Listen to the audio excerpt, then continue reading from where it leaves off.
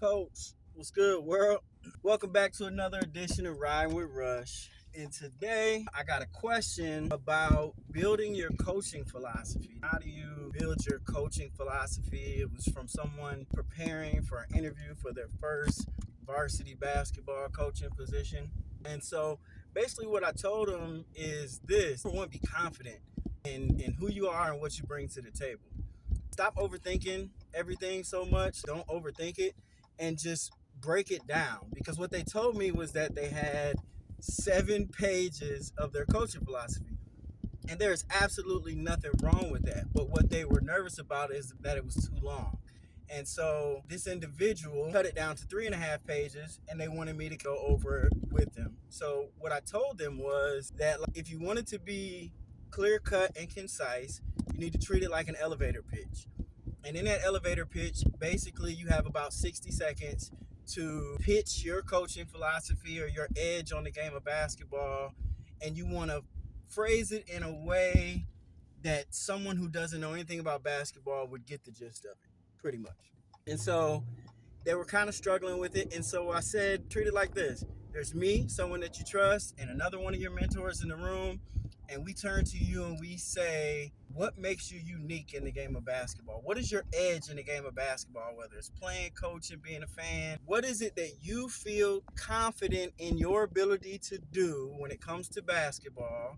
Whether it be connecting with the players, connecting with the parents, connecting to the administrators, translating the game so that people can understand it. What makes you unique? What's your niche in the game of basketball?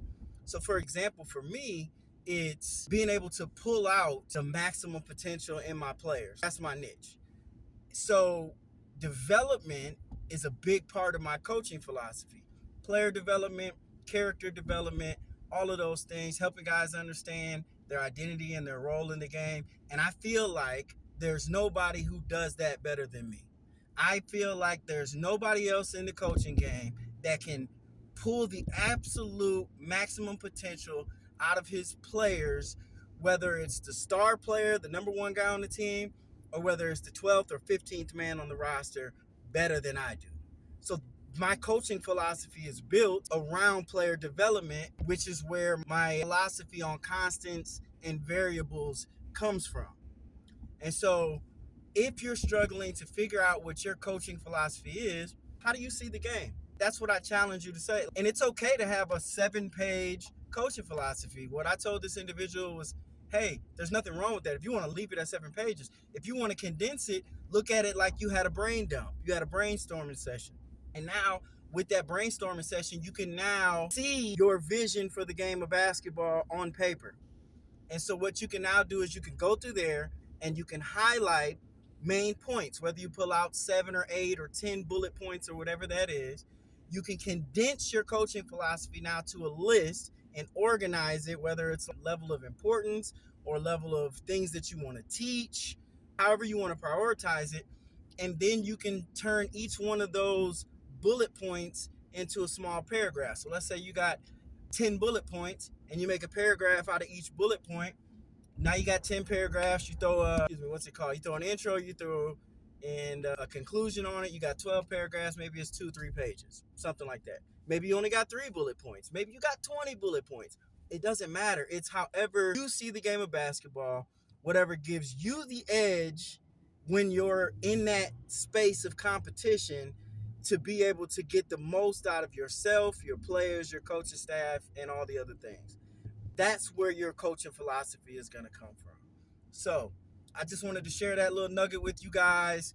Understand your vision for the game, how you see the game, be able to share that in an elevator pitch. Like I said, my elevator pitch is constants and variables. I share a little tidbit about if I had LeBron, Kyrie, Kevin Durant, James Harden on a team, and you had a bunch of nobodies on your team, people who've never played the game of basketball, and you gave the quote unquote nobodies Coach K, and then you gave LeBron and those guys a nobody coach, someone who's never played the game or seen the game before. LeBron and Kevin Durant and Kyrie are going to win 100 times out of 100 times because they have the skill level that's beyond and the understanding and the IQ of the game. And so that's why I say the constants of the game are way more important than the variables of the game. Not to say that the variables are not important in the game, the playbook and the schemes and all of that stuff, but a lot of times I've been able to draw up a play in a timeout that my guys have never seen, and they've gone right out and executed it because they have the IQ, because they've been battle tested, because we work on a certain type of skill set to develop them as high IQ, highly skilled basketball players, and that's our priority, right? So that's my 60-second elevator pitch on why I focus on player and character development over playbooks and X's and O's and all that. And again, not to say that X's and O's and all that stuff is not important, so don't kill me in the comments or whatever. It definitely is. But that's my philosophy on the game, and that's my flavor, and that's how I get the most out of my guys, man. We develop them, and we instill confidence in them.